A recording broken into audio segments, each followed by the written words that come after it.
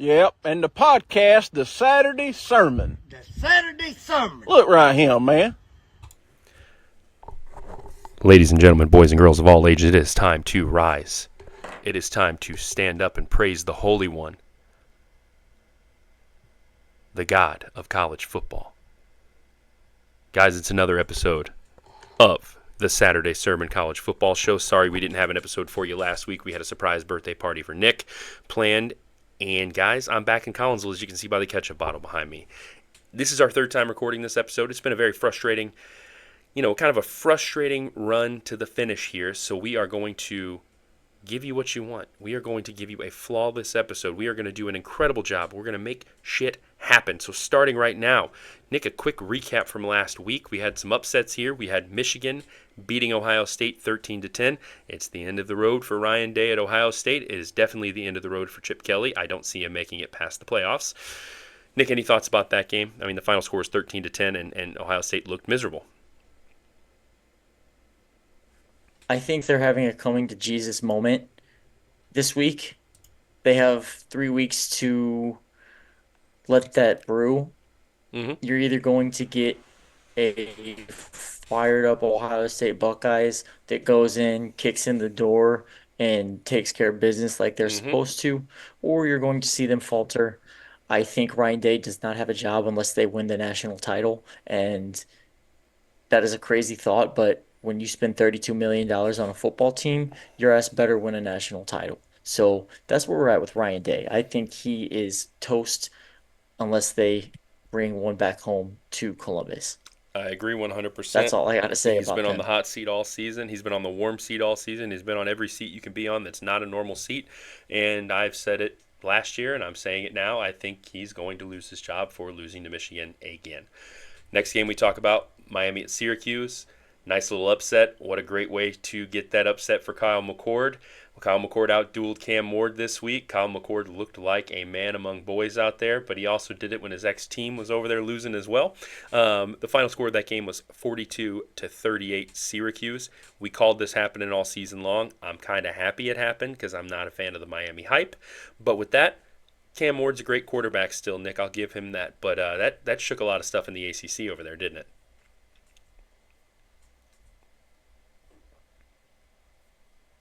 College football, you don't. And there's been weeks that I'm like, this is going to be the one that Miami loses. Miami ends up winning, and right away, or right out of nowhere, it sneaks up and they get bit. It's a full circle moment for Kyle McCord. Um, you know, Cuse isn't going to the college football playoff, but full circle moment, happy for him. That's a big time win. And, anytime Buckeyes have a bad week, I have a good week. So, yeah, I mean, but as far as the ACC picture goes, their fall from grace has not been very graceful, to say the least. They've fallen, hit every rock down on their way, and now they're going to miss the college football playoff. Some believe they should, some believe they shouldn't. That's up for debate. That's up for you to decide. My mind hasn't been entirely made up on that. I think they should probably be out where they're at. What do you think, though? I think Miami should be out.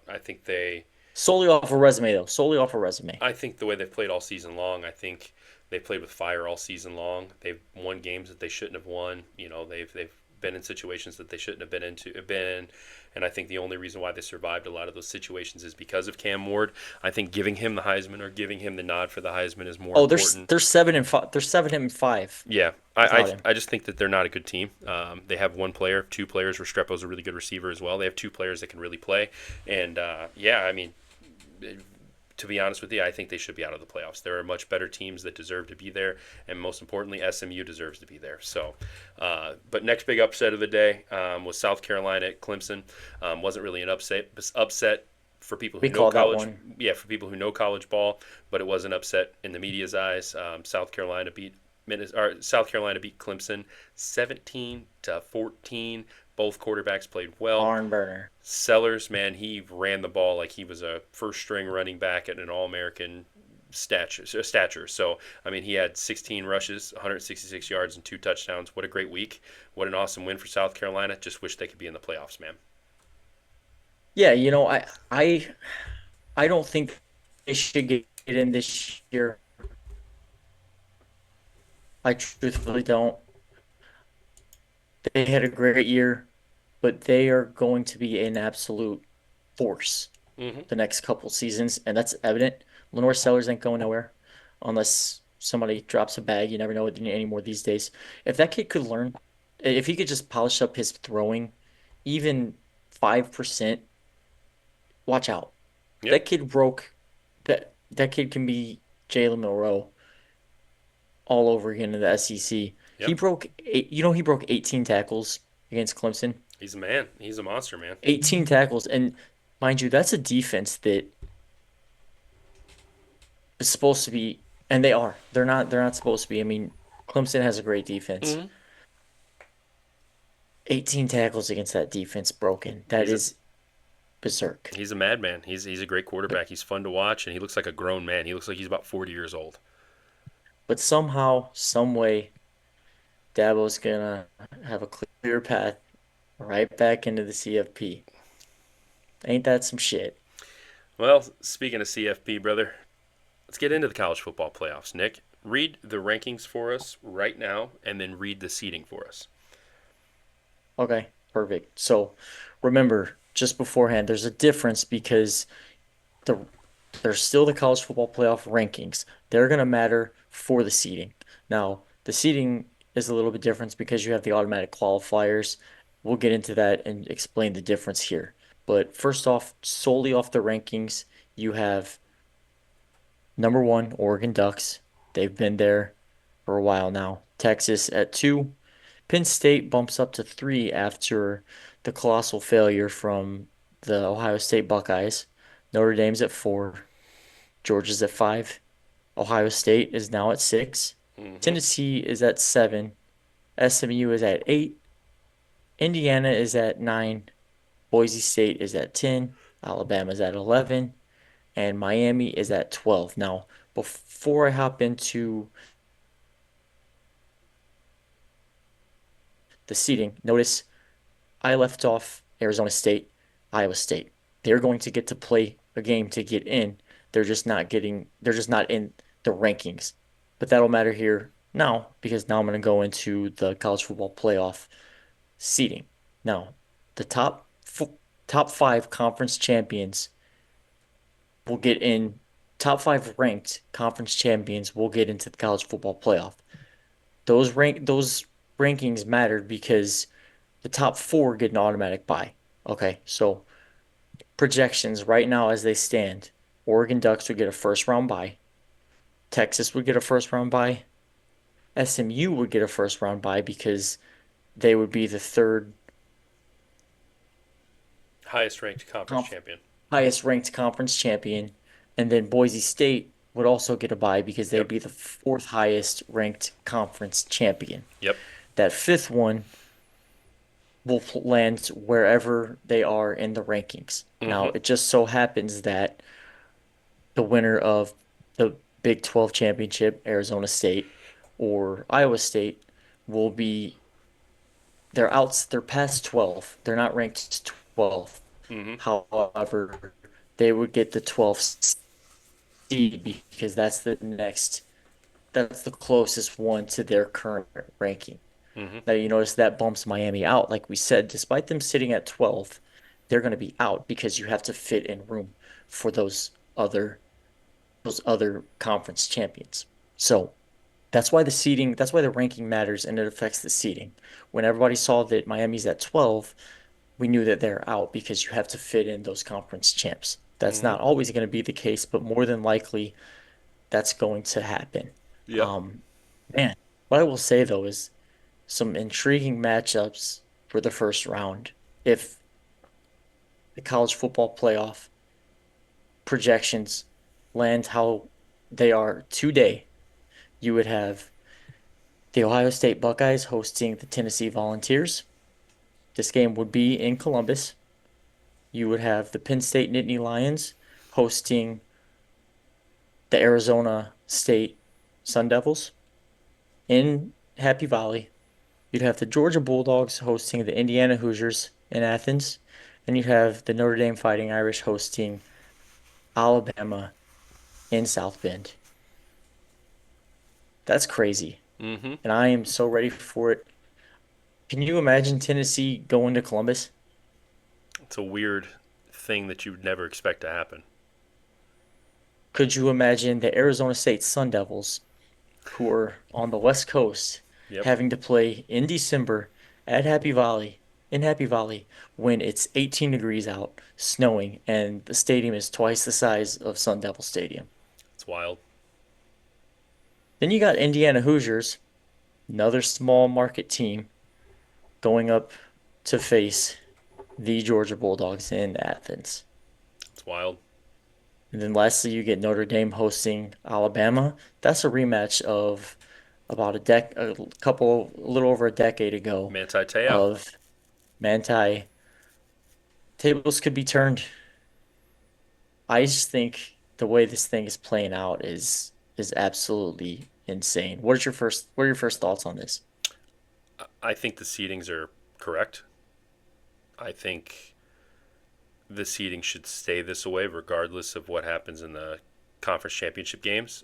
Um, I think that the conference championship game shouldn't change anything. I really don't think that. I am confused as to why they're even playing conference championship games anymore other than a money grab. We talked earlier. I think that these should be exhibition games. I don't think they should count for anything in the rankings or in the schedules, but they can't do that because of the rankings and the playoff rankings, but they can't do that because of the fact that then everyone's going to sit their starters. Nick, I like these matchups. I think the only matchup that I'm not a fan of is two is Indiana, Georgia, and Penn State, Arizona State. I'm not a big fan of either of those. Whoever that Big 12 champion is going to draw, which is looking more and more like it's going to be the Big 12 champion is going to draw, is looking more and more like it's going to be the Big 10 champion. Um, Big Ten loser. Big 10 loser, excuse me. I don't like that.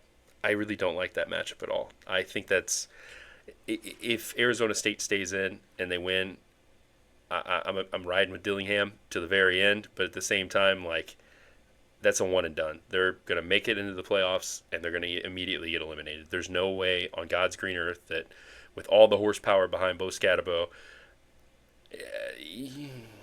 I just don't like that matchup. I also don't like Indiana, Georgia. I think that's a dumb matchup as well. But Nick, Yeah, this is what the playoff was made for, though. yeah, And it's before we even dive too deep, isn't it ironic that the college football playoff was built for the Notre Dames, the Penn States, where you have these teams that are really good. They lose one, two games in a season, but you know damn well they're still a top 10 program, sometimes fringe top five. And it was built for them, right? yeah. It's also built to not put a But team in like Cincinnati a couple of years ago over a team that's much better than them. exactly. So it was built for the Penn States, the Notre Dames. But ironically, this playoff has expanded and it is potentially keeping Alabama in. It's got a clear path for Clemson to stay in. Georgia is in because of this college football playoff, and Ohio State. The teams that have been playing for every freaking college football playoff since the damn thing started would not be in the college football playoff if it was for. That just blows my mind. It is wild. But it does bring up a great point. It brings up a great point. Now, I think college football is just not as top heavy as it has been in past years, but this is the perfect year for this bracket to come out because there's Hmm. so much parity. And Yeah. maybe that's the landscape college football is turning to with NIL, the portal. Hmm. There's maybe a little bit more even playing ground. I don't think that stays because of guys like Mr. Phil Knight and all these big time boosters, but it's just ironic that you're able to keep these premier perennial powerhouses in solely because it's 12 brackets or 12 it's 12 a 12 team bracket. Yeah. They're out otherwise. Yeah. The only other thing I can think of is to make it a kind of like March Madness, where you expand it to even more teams. That way, you find a way to get the top 25 or the top 24 in. That would be cool. That's just a lot of extra abuse on the body that's not necessary, but that would be kind of cool to be honest They with would you. need to play like a they need to play like a 6 game regular season if they wanted to do that. Yeah. Um, no, man, I there's a couple things that I'm keeping my eye on though that I two things I have under a microscope because this is going to challenge everything that the committee stands on, and this is going to be so meaningful. Depending on what they do, it's going to change the course of how this playoff is put in is put together once they have after they renew it. It's going to change if two things happen. One, SMU loses 11-1. SMU loses the conference championship. If they stay in like they should, all is well in the world. If they get the boot and the Alabama Crimson Tide gets in, that's problematic. Mm-hmm. That's number one. Number two, if any number of anybody, if Texas or Penn State were to lose, or Oregon, which Oregon wouldn't move because they're undefeated. So really, this comes down to Texas and Penn State. If either of them lose, and Notre Dame, 80 something strength of schedule, worst loss of all playoff football teams, slides in not playing a conference championship, and they get put in the number 5 spot, very problematic. Both of those two outcomes tell you one thing. Why the hell would you want to play in the conference championship?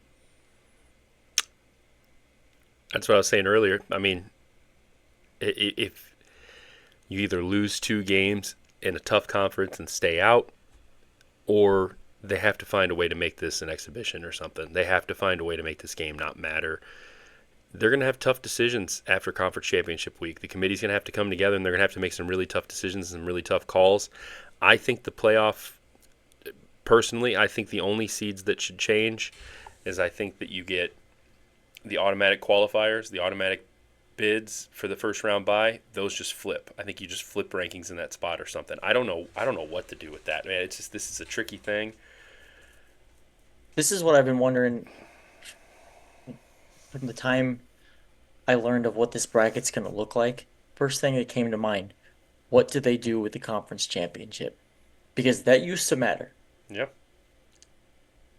And it was the same concept, but it wasn't as big of a microscope as it Yeah. is now because you go from 4 teams, you may have a fringe team, but it's typically not going to matter. I mean, last year it happened. Georgia got the boot, and they should never have gotten the boot, but they got the boot. Yeah.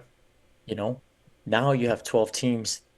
This system is flawed, and it's going to be exposed. Yep. It would be shameful if the committee makes either of those two moves. And Mr. Greg Sankey has his grip. Commissioner of the SEC, by the way, has his grip on anything called SEC brands, blah, blah, yada, yada, yada. I am telling you right now, I am not going to be shocked if either of those two things happen. Specifically, if SMU loses, I am not going to doubt they're going to get the boot. Who Yep. wins head to head if they play right now? Who's favorite? Who's the Vegas odd? Who's the Vegas favorite? You know what? SMU and Bama or Alabama? SMU? Yeah, Alabama. It's Alabama, and that's what they're going to base this off of. Yeah. You think they do the right thing? Or what is the right thing, actually? What is the right thing? 2014 playoff. Jesus Christ. The last thing about the playoff that I really 24 wanted to teams. touch on, Give, though. give it 24 teams in the playoffs, Nick. Let's rock and roll.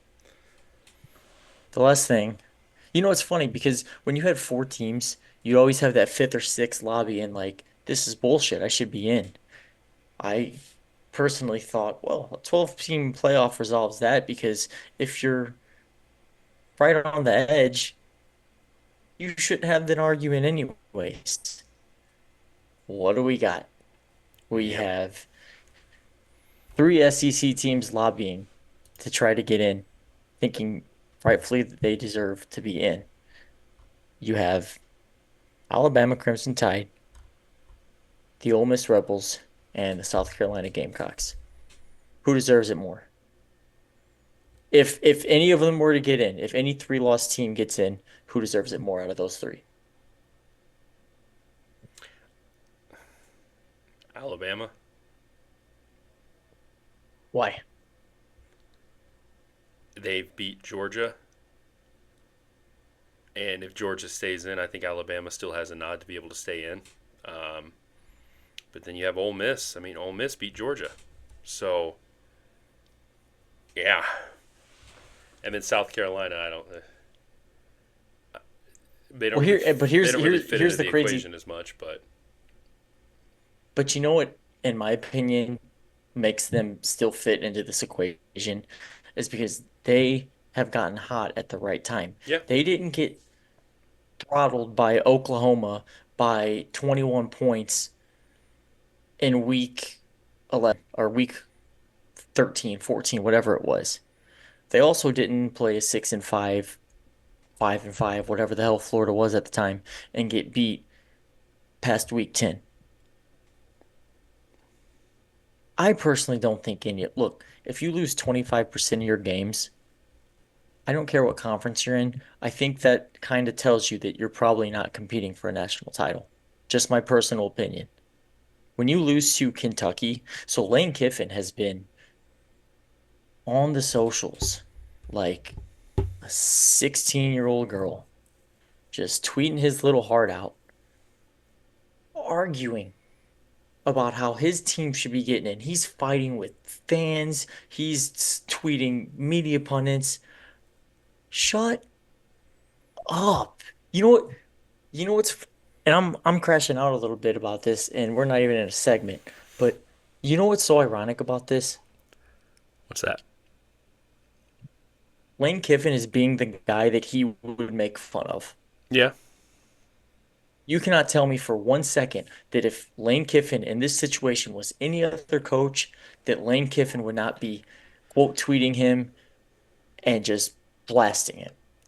Right or wrong? I mean, you're right, 100% right. Don't lose to a piss poor Kentucky. You're their Yep. only conference win. Don't lose to an LSU team that's nothing like any LSU team's been in the past freaking 10 years. They're much worse. Yep. Don't lose to a Florida team that just got bowl eligible. We don't have this issue. That team was so freaking talented. Is so freaking talented. Mm-hmm. They have a top 10 roster, maybe a top 5 roster in college football. You have absolutely no excuse as to why you lost those football games. You have no legs to stand on. Shut up and go. That's what Yeah. I gotta say. Well, man, college football playoffs. It's really going to shape up this weekend.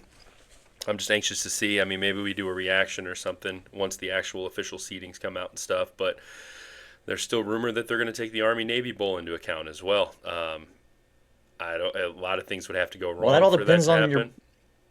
It all your depends on Boise boys. State. Which Well, really, let's just jump into that right now. yeah, I mean, that's a we're lot of things previewing. don't have to We're go wrong. previewing Just this one. week. We're previewing this week, man. UNLV, Boise State. Boise State's currently a 4.5-point favorite with a 69% chance of winning. It's a big game for Boise State to stay alive and to keep that 4 seed.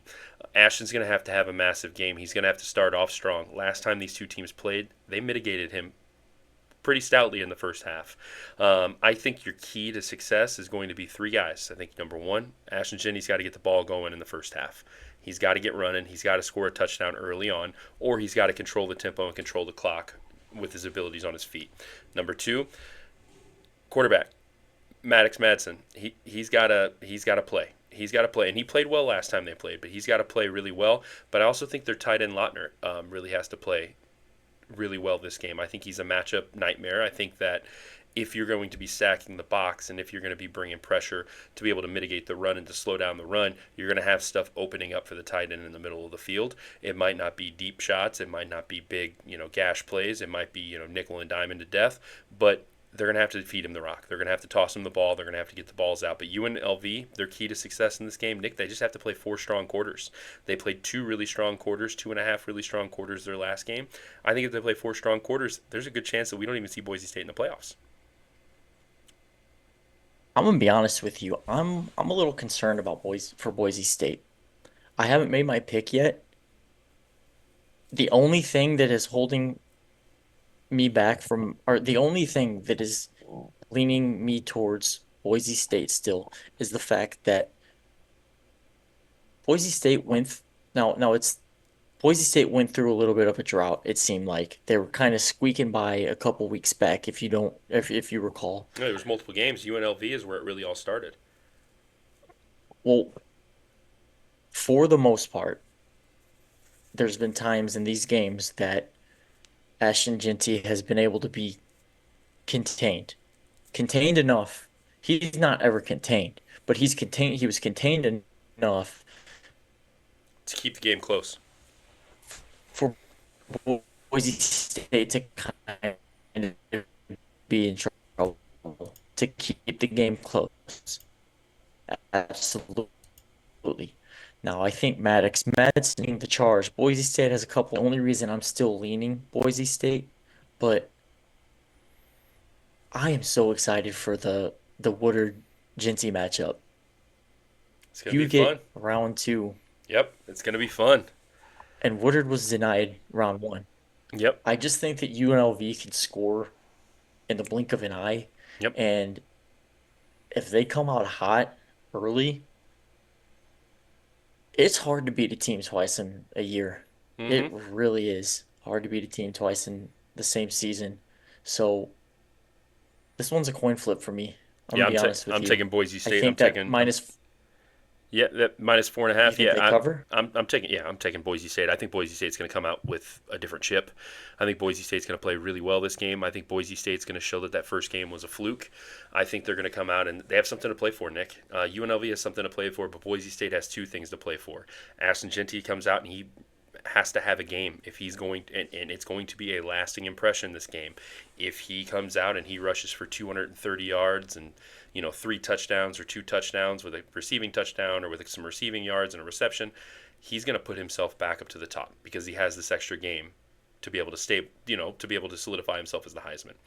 If he comes out and only rushes for 100 yards on 30 something carries, doesn't look very good, looks great for a college running back, but doesn't look very good for Ashton Genty, then I think Travis Hunter wins. I think this game has implications in that aspect, but also I think this game has implications of that automatic bye. I think they're going to play flawless football this And weekend. that's They crazy. have to play flawless football But this weekend. it's bizarre to think that they're either getting a first round bye or they're out of the playoff. Yep.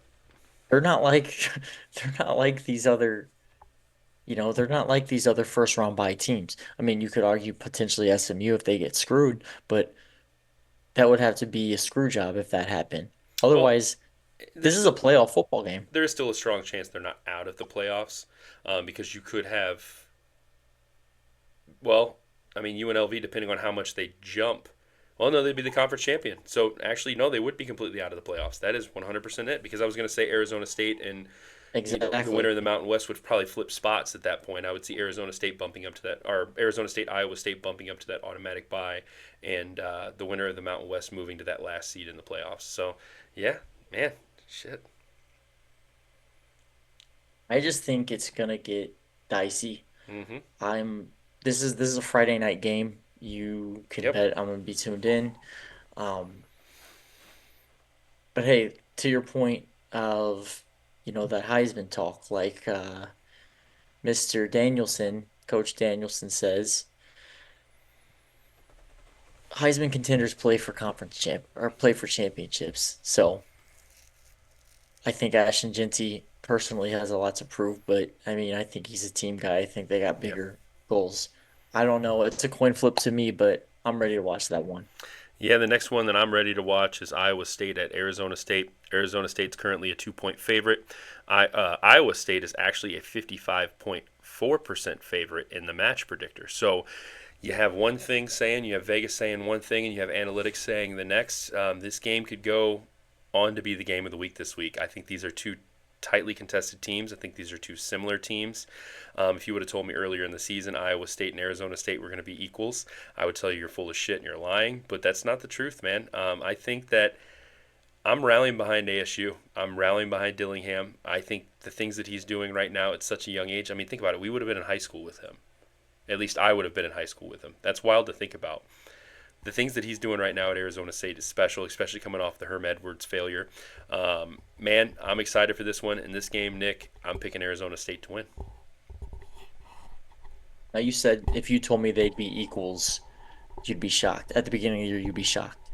If you told me that both of these teams were playing for a freaking conference championship and a spot in the college football playoff, potentially a first round bye, depending on how things happen, Yeah, I would tell you you're on crack. But here we are. Welcome to college football. The second thing I have to say about this is everybody's riding high on Arizona State, and rightfully so, but nobody's talking about Iowa State. They really aren't talking about Iowa State the same way. yeah. This is going to be a ball game.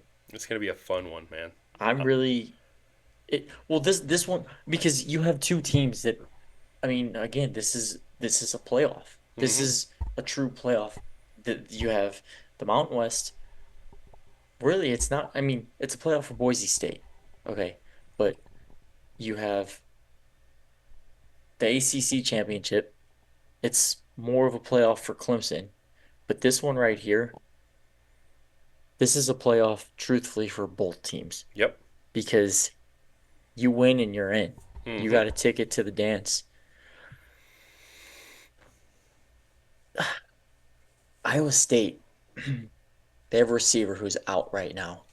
He's their best guy. I cannot Mm-hmm. remember his name. Is it Turner? That's I think so. That's Yep. going to be huge. Jalen That Turner, right? I think so. I think so. That's big. I mean, this is crucial.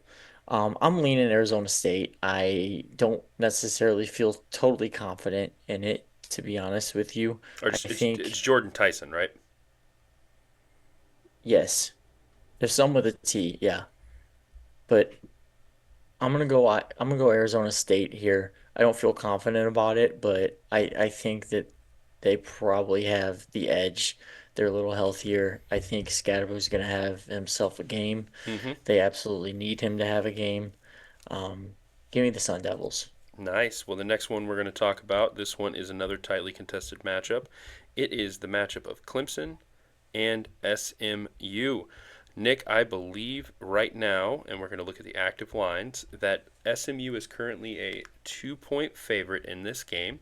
And also, SMU has a 53.8% chance of winning this game. Now, Nick, I see SMU winning this game. I really do, but you think otherwise.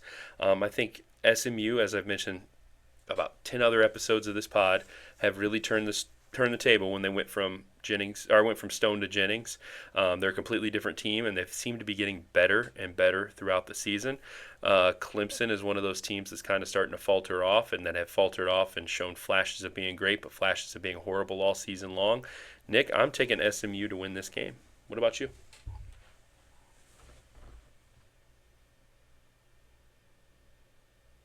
There's a lot of storylines behind this game that I don't think a lot of people are really grasping here, and I think it makes this matchup that much more intriguing. You have newcomers to the ACC, SMU Mustangs. Mind you, there were several ACC teams that voted them to not be in the conference. Mm-hmm. The Clemson Tigers were one of those programs that voted them to not be in the conference. Yep. They jumped in from the American Conference, which is the G5. They started off the season looking like pure shit against Nevada. Now they made a couple changes and they have been on a freaking terror since they lost to a tight game to BYU, who was very hot at the time. Mm-hmm. Clemson, on the other hand, Dabo's been very vocal about the new landscape of college football, and he is sticking to his guns about staying out of the portal and managing the NIL accordingly. He has this vision on how college football should be, and he is not budging. A lot of people think it's the end of Dabo. We've talked about it. I think he's not adapting to the times, and it's making things. I think ultimately it's going to be his downfall. Mm-hmm. Just as we say that, here he is. Now, granted, he got some help. Shout out to Fran Brown for calling that out on national TV. But he's here. He can punch his ticket to the college football playoff, and he's stuck to his guns. Mm-hmm. This this is the most college football thing ever. And I we've talked about like the whole levels. I talk about this a lot where I think there's great teams or good teams, great teams, elite teams, XYZ. Clemson's been there, done that. Dabo's been there, done that. He's played in playoffs. He's played in conference championships. SMU has, yes, but it's the American. I mean, they just haven't been on the same level. They haven't played at the same level as Clemson has played the past 10 years. Mm-hmm.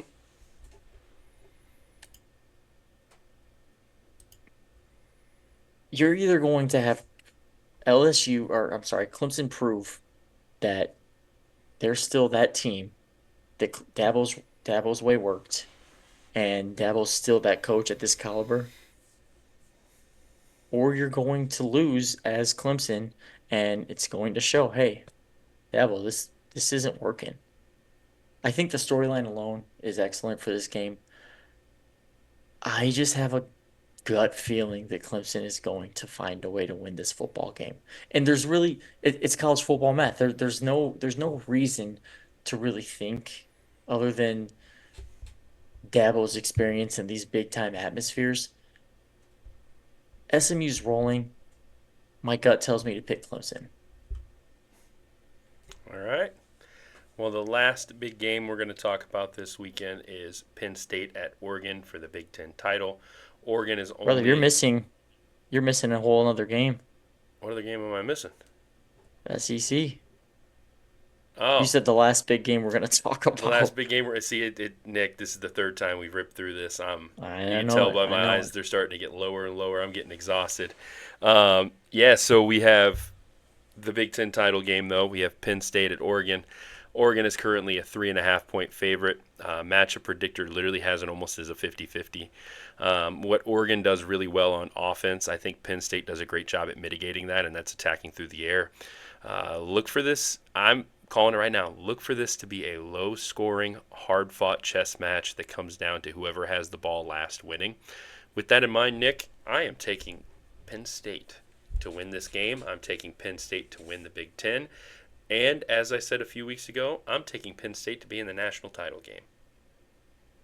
Holy shit. Mike, I love drop. I love that you have that kind of confidence because I'm not entirely sure I have the same amount of confidence. These two teams are, if you're a college football casual, there's a lot of them out there. We got plenty of friends that like to talk a little bit of shit.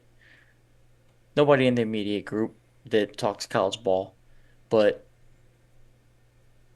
you would think that Oregon is going to dog walk Penn State. These teams are incredibly similar. Yeah. The difference is one snuck past and got a win on Ohio State. The other fell on their face but played a tight football game. That game could have gone the total opposite direction. Mind you, they were stopped in the goal line. Two freaking different series. They convert, they win the football game. These teams are both undefeated, ranked 1 and 2. about to collide in the Big Ten championship. Think about the rest of the way their schedules have gone. Their schedules have been relatively the same. They've played their fair share of blowouts, but they've also had their fair share of tight games that really didn't need to be tight. This is from a talent perspective, both have stout defensive lines. Both have quarterbacks that can really play football. You have one who is naturally talented. Drew Aller, he's a natural. You have Dylan Gabriel, who I don't think has the raw talent that Drew does, but Dylan Gabriel's been there, done that. He's like played 15 years of college football. Of course he is. I think where Oregon has the edge is on the perimeter. Penn State lacks at receiving. They just don't have. I mean, I think Penn State, I think they have a great tight end, but I think that Tyler Warren, Penn State edges them out has the edge on them as far as tight end goes. They have a great defensive line. I think they don't have a guy that plays as good as Abdul Carter, but I think the difference in this game is what they have on the perimeter. And I think over time that may end up being the difference. Now, that being said, Oregon has been expecting to play. They knew they were in the Big Ten championship since they beat Ohio State. Let's just call a spade a spade. They knew what it was, right? They've been expecting to play a rematch since that very game. Here comes the Michigan Wolverines to wreak havoc in the college football world and the Big Ten world. And here come the Nittany Lions prancing their way in to Indianapolis for the Big Ten championship. What I think Penn State has that Oregon does not. Penn State is playing on house money. It's house money. I mean, they expected to host a college football playoff home game. They expected that up until 2 o'clock, 3 o'clock, whatever time the game, no, like 6 o'clock. They expected that until about 6 o'clock on Saturday until they beat the shit out of Maryland. They're playing with house money. I think you're able to see James Franklin play with a little bit of an edge. He ran that fake punt. I think he's able to coach more freely with less at stake. And man, he's freaking due. He is due. I think the fact that they're playing with house money, they can play more freely than Oregon can. I think they're going to. Yeah, I'm gonna do it. I'm gonna ride with my guys. Give me the Nittany Lions. So we're in agreement there. The last conference title game that we need to talk about is Texas, Georgia. So this game's going to be at a neutral site, right? But it's going to be in Texas, right? It's going to be at a major stadium there. No, right? it's isn't it in the Or Superdome? no, it's Mercedes-Benz. It's in Atlanta. Right? It's Yeah. in Atlanta. What game is in So it's what Georgia. game? What game is in Texas? Is that Big the 12. Big 12. is it Big 12? That's the one that's in Arlington. Yep. Okay. Uh-huh. So it's at the Superdome. So technically, the home team is not really the home team in this game. Isn't that crazy how that always works for Georgia? The away Even when teams, they yeah, play they always play neutral site games at the Superdome too. yeah. Well, Texas is currently a 2.5 point favorite. Right now, the opening lines were even, pretty much even keel. But right now, it looks like 61.5% in Texas's favorite. I will say, reading through these scores, I wanted to get them up before we started rocking and rolling through them. Minus the UMass game, Georgia's kept it pretty tight the past couple of games since their big win against Texas, with a couple losses in there. But the big thing is that I think that Texas A&M Texas showed a little bit more about Quinn Ewers than we know. I think Quinn didn't play very good that game. I don't think he played that great that game. He was kind of off. That's not good going into a conference title game. I think Georgia shows that they're not very good either when they played so tightly against Georgia Tech. But rivalry week is always an anomaly. You see teams win rivalry. I mean, Michigan, Ohio State's a perfect example of that. But I think that Texas ends up winning this game. I see Texas winning this game. I don't think that Georgia's going to do as well in the rematch. I think Texas was anticipating this to be the conference title game all along. So I think Texas is going to win. I think we're going to see Texas as the number 1 seed at the end of the season. So, if Texas wins this football game, who finishes at quarterback for them? Quinn. It's because it's getting kind of real more now than it's ever been. Yes. But I mean, I think this game depends on a few things. I think when Texas played Georgia first game, I think it was truly a wake-up call. Like that was a welcome to the SEC moment, and they shit the bed. They played terrible football. Um, but on the flip side, you have Georgia. What Georgia are you gonna get? Are you gonna get the Georgia that should have lost to Kentucky, or are you gonna get the Georgia that beat the hell out of Texas the first time they played? This talk about a team that has been so inconsistent. This is Jekyll and Hyde. I mean, these guys have looked like world beaters, but they've also looked like they shouldn't even be in the college football playoff. Yep. So I don't know, man. I'm riding with Texas though in this game. Who do you have winning? Kirby Smart has been there before. I think they're going to be able to turn it on when it matters the most. And I'm riding with the Georgia Bulldogs. All right. Well, Nick. Either way, man, these games are going to be massive. This is going to be a fun weekend, and I'm I'm thrilled. I mean, I get an extra Penn State football game, one where I don't have to be super pissed if they lose because they're still going to get in. Granted, I think that would be a huge win for the program. I'm geeked. That's all I got to say. Well, Nick. Normally at this time we do a crash out.